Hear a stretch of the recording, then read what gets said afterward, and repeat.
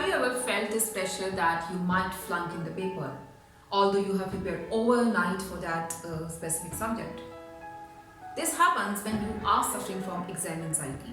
And according to the statistics, about 25 to 40% of the students, when they appear for the papers, they face the same pressure. I've asked one of the clinical psychologists about the symptoms of the exam anxiety, and she would explain you this. Hi, Assalamu alaikum. I'm Amna Javed and I'm a clinical psychologist. Today I would like to talk about a very important issue, and that is exam anxiety.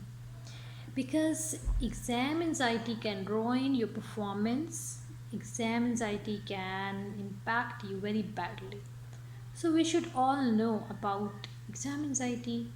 What could be the symptoms of exam anxiety?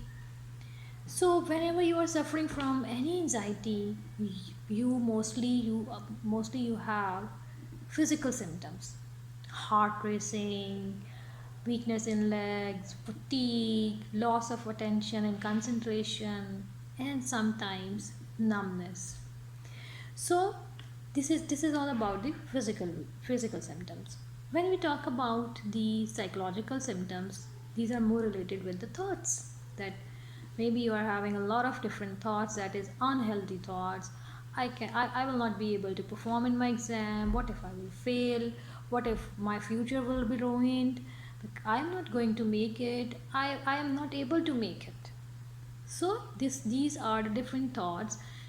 Thoughts are very much connected with the feelings are connected with the physical symptoms, and there is a vicious cycle, and students got stuck in this vicious cycle.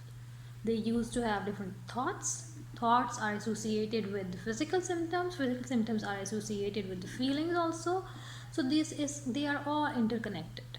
So if you will start relating yourself with the different symptoms, oh, I'm suffering from exam anxiety. Oh, yes, I'm having physical symptoms right now.